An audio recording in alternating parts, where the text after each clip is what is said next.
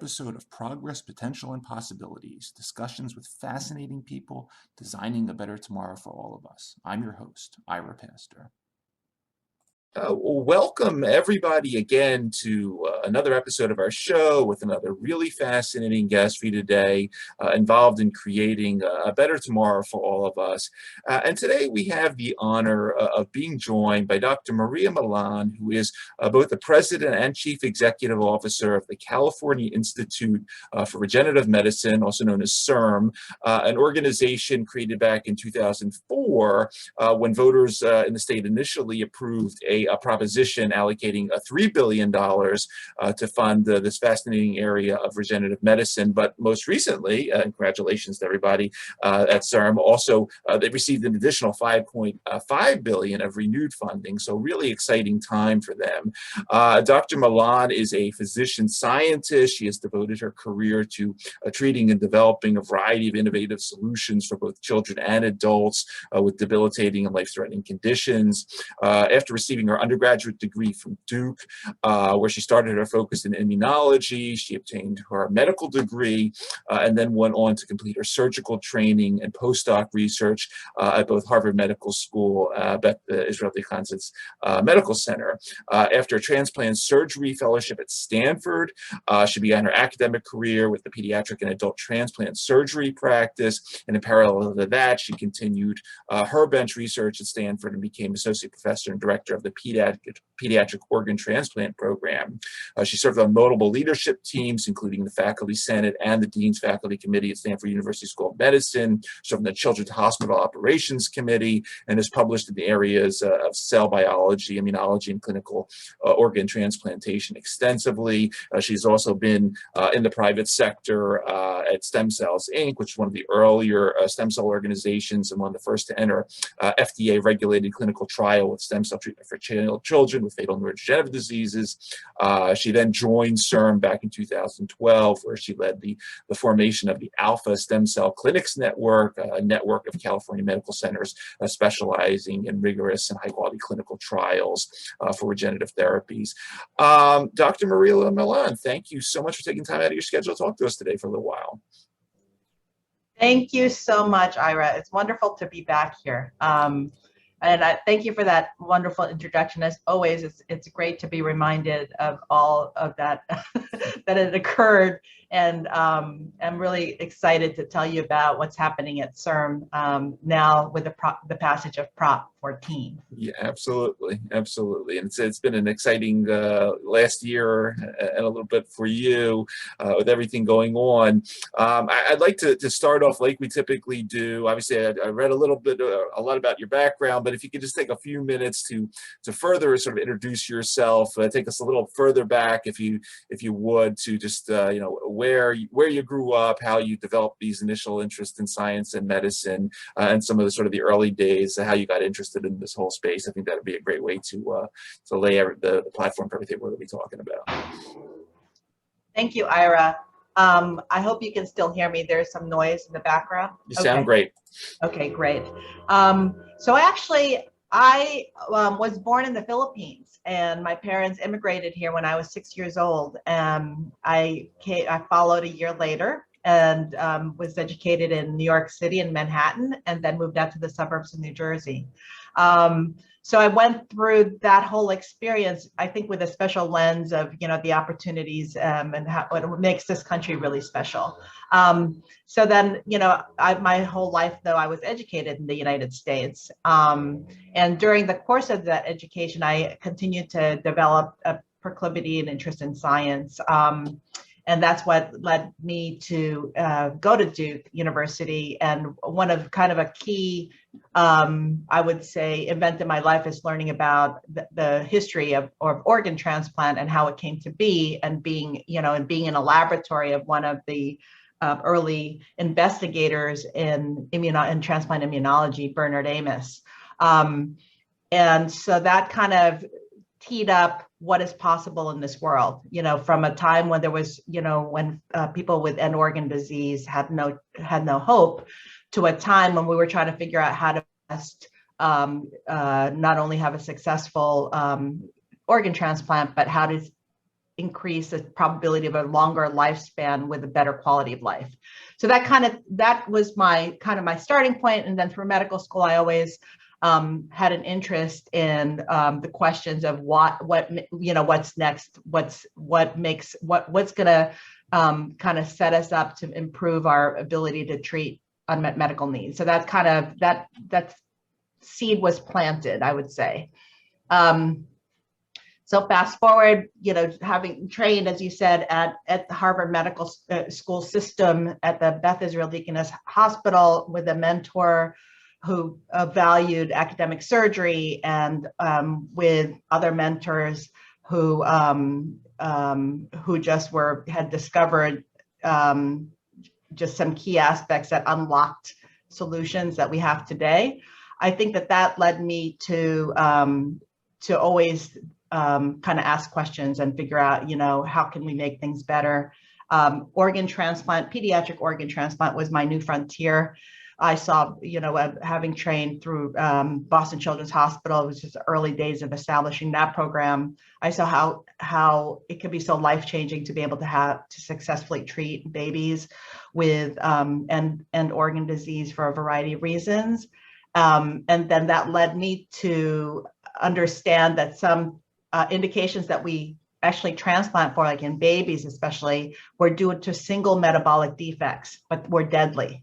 And so everything else is healthy in these babies, and it's a single enzyme or a single mutation that causes them to be unhealthy. And then, we are able to treat some of these patients with liver transplantation and have some great results, but then it also led me to that question of what can we do that doesn't have to be so invasive, that can reach more patients. And so when I was a faculty at Stanford, and then I rose through the ranks and became the director of pediatric transplant at Stanford, I was involved in a lot of kind of bench research as well as clinical research. And then that's what opened the door to me when the science was there in terms of stem cell biology and genomics research and understanding genetic defects, and then the prospect of being able to correct those with the advances in science. That caught the bug in terms of how can I be part of that? And that's when I went and I took a sabbatical out in industry. It started with Stem Cells Inc., one of the early companies in this space, looking at what we can do for liver disease. And then that fast forward, that's what led me to CIRM, because CIRM is a very unique agency that was set up in 2004 under Prop 71, as you mentioned, with a $3 billion investment voted by the California citizens who wanted to advance opportunities to take these amazing discoveries in stem cell and genomics and convert them to potential therapies and cures. So that's when I kind of thought about all of the needs and all of the barriers still to making science a reality, and that's what drew me to CIRM, and that's where I am today. And I'm pleased to say that there's been so much progress, even since we last spoke. I ran the last interview, executing on the final leg of the Prop 71 strategic plan that's teeing us up now for the future with Prop 14, and taking what we call proof of concept, early successes, and converting it to how we can make this a reality in the real world, not just in clinical trials and academic, controlled situations, but how do we truly reach all the communities who need this treatment? So that's what the excitement is with Prop 14, is marrying the science and bringing that down the road to development, but also figuring out how then to get it to patients. Yeah. And it's it's been a fascinating journey watching from, I'm here on the East Coast, but watching you guys on the West Coast there do this since, the early 2000s. As you mentioned, $3 billion now, another major, these are 5.5 billion, another major round, let's say. Obviously, this is not a traditional financing per se, but you have an amazing war chest there. I think I read something about 150 active programs. and now obviously you're the chief executive officer. And when we think of stem cells, obviously there's a lot under that umbrella, whether they are the adult stem cells, the embryonic stuff, induced pluripotent, and then within those classes, you could do the Big Bang projects in the Alzheimer's and the heart failure, but there's also the rare diseases. Talk about your typical day. I mean, you as chief executive officer, you come in the office. How do you decide what you're going to be working on, what you're going to be focusing on in terms of funding? There's so much falls under this umbrella of regenerative medicine nowadays. What's a typical day for you, like as CEO of the organization? Well, that's a really great question, Ira. And when you put it that way, it does seem like there are a lot of things that need to be coordinated and put into place. So I'll start off by saying that there are some things that, I had mentioned the final 5 years of Prop 71. So I'll start off with that. So during those final 5 years of Prop 71 and really especially pushing forward translational and clinical trials research, and making the system work, we created a very reliable and robust funding mechanism. So I don't have to make a decision on ad hoc, and I can't make a decision on ad hoc because how we're formed is that everything needs to go through peer review with scientific experts from outside of California, and then it goes to our board for final approval. So what happens is we built a way, it was called an engine when it was first rolled out, the CIRM 2.0 engine, a way to really process these promising projects and how it goes through peer review, and with really, just real specificity without overly restricting, the promise of the science, so that we get the best programs with high quality science and high impact for the intended target, which is unmet medical needs. And through that process, what happens is we de-risk the whole scenario by making sure we have high quality programs, that we fund them with sufficient funds, that there's a business discipline to it where there are milestone-based payments, so there's structure to this. So, and then it's aligned with what the regulatory, the FDA requirements would be for these to make it all the way to patients.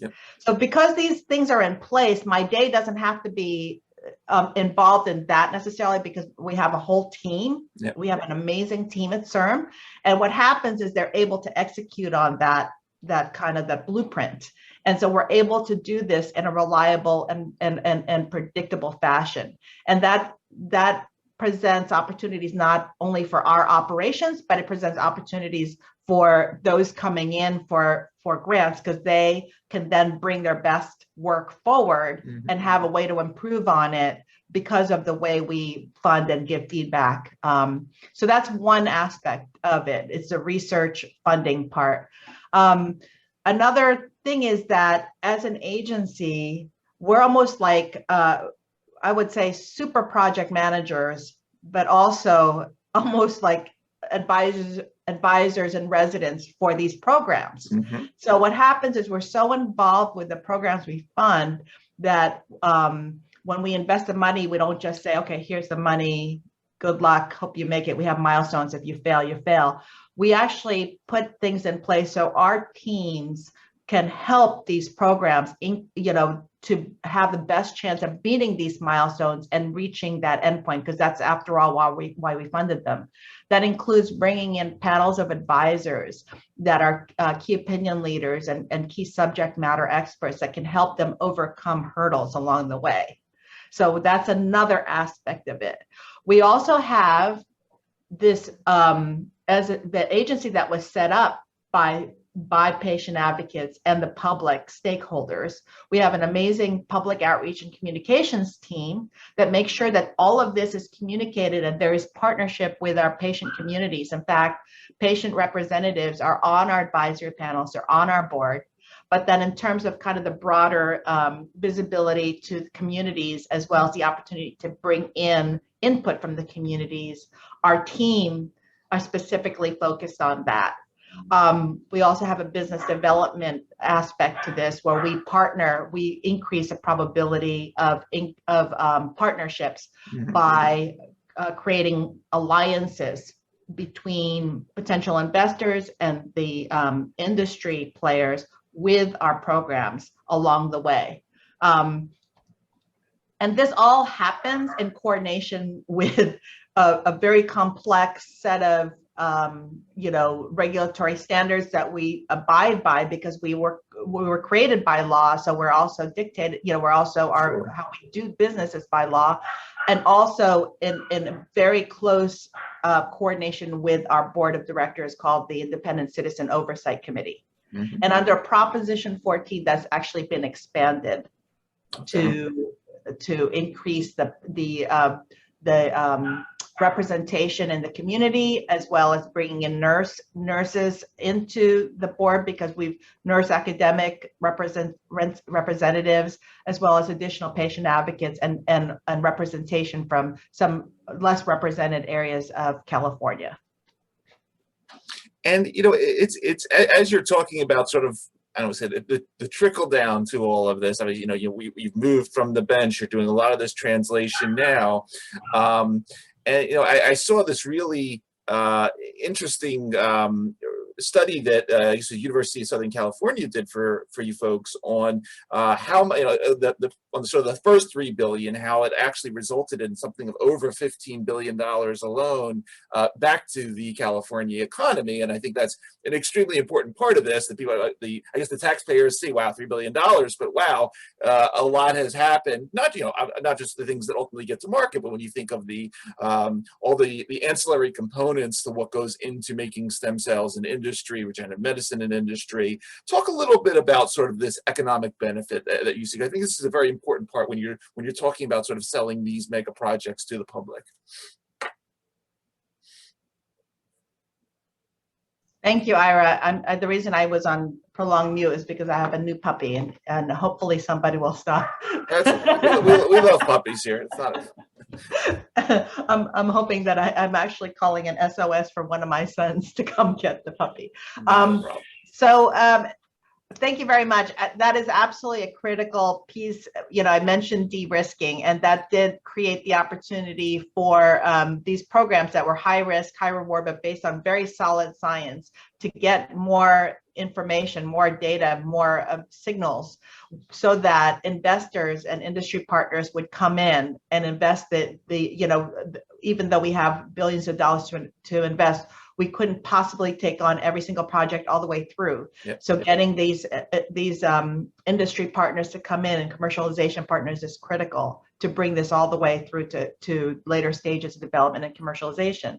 And I think the total now is over $18 billion in leverage, because as we're speaking, more and more of these programs that were funded by CIRM were able to attract partners or deals. So that just includes things such as acquisitions, licensing, and other types of ways that money had flowed into supporting this program, along with whatever else came about because of it.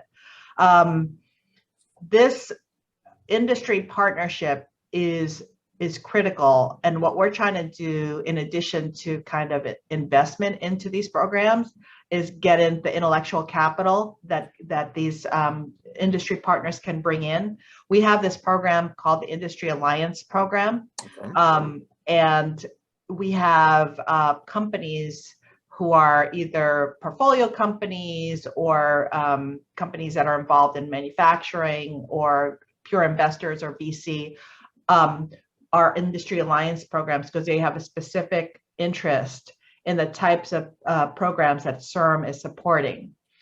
We are continually, our business development group is continually improving the ways that we can provide ways that these groups can engage, and we are looking at, for going forward, figuring out a way that there's a meaningful kind of input to our programs by these potential investors, so that later they would have the opportunity to have to invest in the programs or take it on without having to redo any. Sometimes what happens is there are investments that occur that some aspects of it need to be redone, or they feel like, okay, this is really valuable, but we need to remediate this aspect of it. So kind of having that early engagement provides an opportunity for a quality by design, not only in the way the product is developed, but also in the approach. So that is something that our business development team is working on in partnership with the stakeholders. So we do expect to see more in that regard. So it's both money investment as well as knowledge, and then also some key resources and an industry is now being formed, the servicing that they're not picks and shovels per se, it's more sophisticated than that, but the components, the businesses that will be required to make this happen also have a stake in making sure that these programs are successful, because they then would be involved in the whole thing. So as you recall, I think I mentioned in the last interview that there was an economic impact report, even independent of the direct output of the program, regarding the research funding itself and the type of activities and tax revenue, as well as just the research itself, the personnel that's been generated because of this investment. We expect that we'll continue to track that, and we'll see even more as this field is maturing. Yep. In addition, we have already started to seed the workforce of tomorrow, training thousands of students and exposing them to the field, where these students at various levels, high school, undergraduate and graduate, and then some even postdoc, have gone on to dedicate their careers in this field. So I had an interview with Derek Rossi, who was one of the first CIRM scholars. Derek Rossi was the scientific co-founder for Moderna. So that sounds familiar because of the mRNA vaccine. So Derek Rossi, although CIRM can't claim all aspects of Derek Rossi's work, what we can say is that when Derek was a postdoc and just starting to get into the field of stem cell biology in Herb Weissman's lab at Stanford, he was funded through one of these education programs, a CIRM scholar. And so that was an additional kind of boost to set him on his way towards stem cells as a career. Because in those early days, it wasn't an established career path. And that's when he went on to go to Harvard, establish his lab, and he pursued a research that started off as a stem cell project with mRNA in terms of broader application, and spun out Moderna while he was in Boston. So again, this is just one of the examples, and we have even today examples of students who've come out and have joined companies and are leading efforts. So it's just a multiplier effect, both in terms of investment in capital, but also investment in people. Really cool. You know, Mary, bringing up mRNA, and then sort of that, obviously the public, especially in the U.S., became very aware of programs like Operation Warp Speed over the last year. Interesting about a little after I talked to you last time, I spent some time with the folks at a group called BioFab USA, ARMI, Advanced Regenerative Medicine Institute, up in New Hampshire, trying to sort of figure out that next stage of things, and you being a specialist in transplant and so forth. They're trying to now figure out, okay, we have these stem cells now, can we now scale up the production at some point of whether it's kidneys or hearts or whatever, all the unique tissue process automation and all that type of stuff. I'm not going to ask you the question this time about what are your favorite projects. You got so many of them, but looking forward to some of these other applications of stem cells, the ex vivo organ manufacturing and so forth. What are the things that get you excited looking out the next several years? Like you say, there's so many, and what makes me excited is actually that I think that we don't even know what we're going to see tomorrow, and even in the course of the past 5 years, there's been just an explosion, and we mentioned the mRNA technology that's helped us get past the worst part of the COVID pandemic, but also gene editing. And Jennifer Doudna, just from Berkeley, UC Berkeley, we're proud, was a recipient of the Nobel Prize for that. And that's just a start in terms of addressing genetic-based diseases. So that gets me excited, because that is a reality. We already have indications that works. And so that to be able to envision that in several years, that will be a platform that we will, will be similar to what antibodies and recombinant proteins were before, where they were, just a dream, and then we figured it out. So I think that gets me really excited. I think that there's so many possibilities with that, because it will address rare unmet medical needs, as well as be able to be utilized for broader needs that plague our society, for the more common disorders. The idea of tissue replacement, you mentioned some of that, either by cells or scaffolded cells, very exciting. One of our programs, ViaCyte, is the company's developing it, which is for type 1 diabetes initially, is an embryonic stem cell derived product that's seeded onto a scaffold and implanted. They just recently reported on some very promising data that this, in fact, is showing that that these cells are maturing, they're producing insulin, they're responsive to the glucose in the body, so they're acting like mini pancreases. So they were really making some progress. They're continuing that work to make sure that we can do it more reliably and to optimize that. And there are various formats to that. Other companies as well, Sema Therapeutics, which was just taken up by Vertex, is also developing a diabetes platform that's going to be game-changing for our society, because, as you know, diabetes has so many comorbidities associated with it.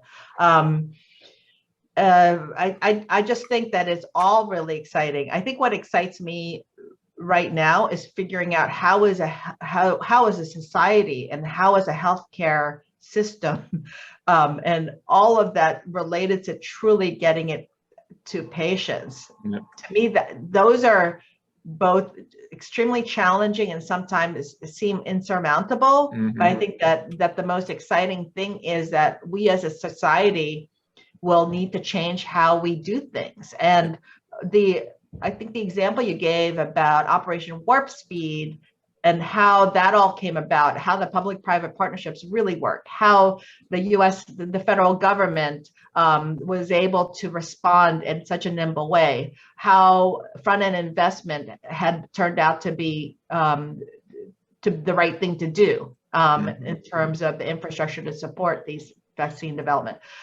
I think that one of the things that has always motivated me, you asked me going back, is that whenever I was in a situation, whether it was in training or in actual practice, okay, the puppy now has a squeaky toy. If that's okay. We like squeaky toys too. That's fine. Just let me know. Can send a SWAT team in here.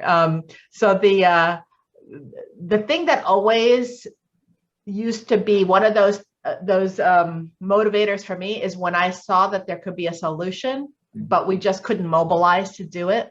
Like in academia, we have so many brilliant people, when we couldn't mobilize to truly collaborate because of the incentives sometimes are the incentives for promotion sometimes disincentivize the actual problem solving, because people then are just concerned about that they're publishing and that this is their thing and that they can get promoted and they can establish a lot. That model sometimes is really, really challenging, though it's produced some great work. And I think so as a funding agency at CIRM, I think we have helped to change the culture of research, and we have promoted true collaboration. And we've received feedback from groups that we didn't know we would actually be able to work together that way. And when they get rewarded by these successes, it's reinforcing. So with CIRM going forward, we're trying to figure out ways of how to even increase our impact with the science further by how we organize things and promote the team science for real, and knowledge networks for real. Okay. Very exciting. Talking just a little bit more about the translation and getting things to patients. Obviously, last time we talked about alpha stem cell clinics and your leadership there. And you know, about 18 months ago or so, a lot of this stuff going on, whether it was you know, way Japan was looking at conditional approvals and things in China, medical tourism and so forth. How is that? I know there's been some crackdown lately in the U.S. with the FDA on some of the sort of the clinics that are doing things sort of outside of traditional models, but what are things like in 2021 in terms of that?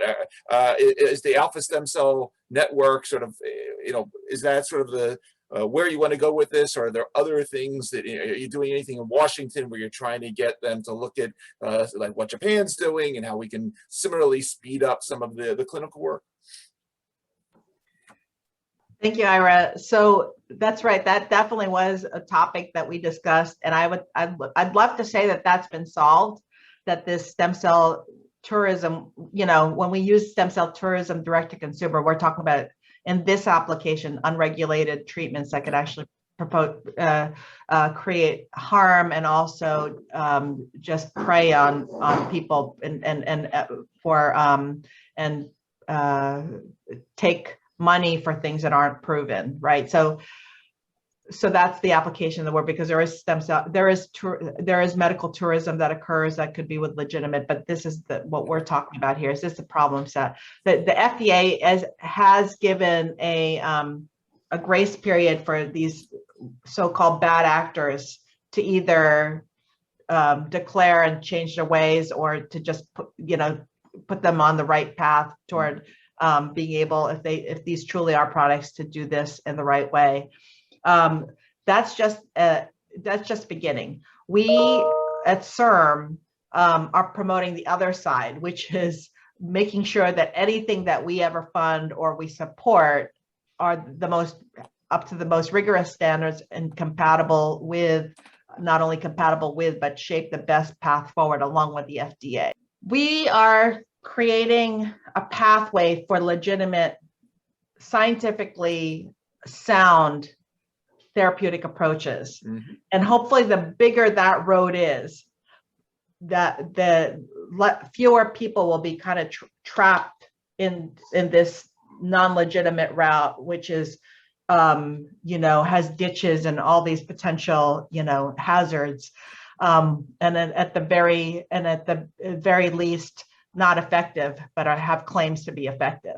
In terms of policy and activities and in terms of and DC and others, we have been engaged in informational and discussions. We have not yet, and this will be set forth by our board, have defined specific initiatives. We have definitely been supportive of efforts that promote the science, that promote the development of legitimate therapies. What learnings, I see you've been so successful with the CIRM model. We talked about Operation Warp Speed, that it's its own unique situation. Obviously, you have a lot on your plate, but when you're not thinking about stem cells and regenerative medicine, are there learnings from the CIRM model that can apply elsewhere in this world of unmet medical stuff?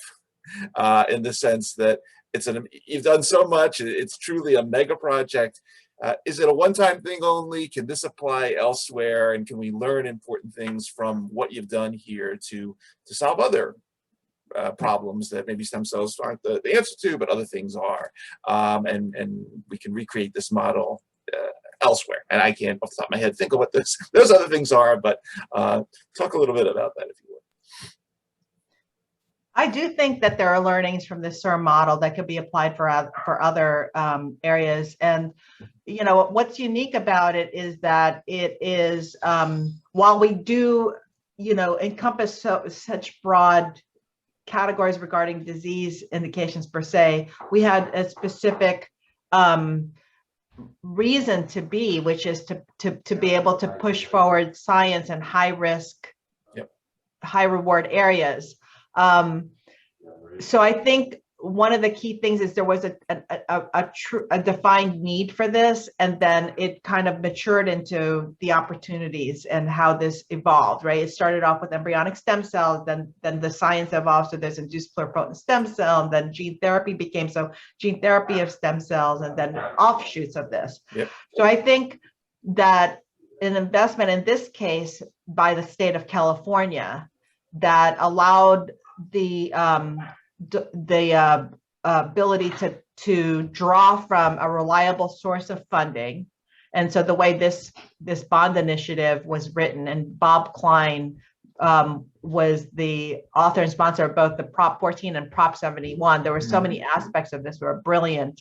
It really did allow for this oversight that makes sure that you're doing the most responsible thing, the best science, the best way to utilize taxpayer dollars, but it's not subject to annual appropriations per se. There are some kind of maximum, budgetary limits there, but they allow for what the needs are for the scientific programs coming in. Mm-hmm. So it's not like all of a sudden there's some promising programs, but sorry, this year, because of whatever the needs are, for the state or whatever the political winds may shift, you're not really going to get that access to the fund. That would not have allowed us to do what we were able to do. By having that ability to do that, and by the way, there are all these, mechanics to make sure that this is done appropriately and tracked and everything else, and how the requests go to the treasurer's office. But nevertheless, what happens is there is a reliable source of funding that's kind of discrete from it. It is not subject to the annual appropriations for the overall budget for California.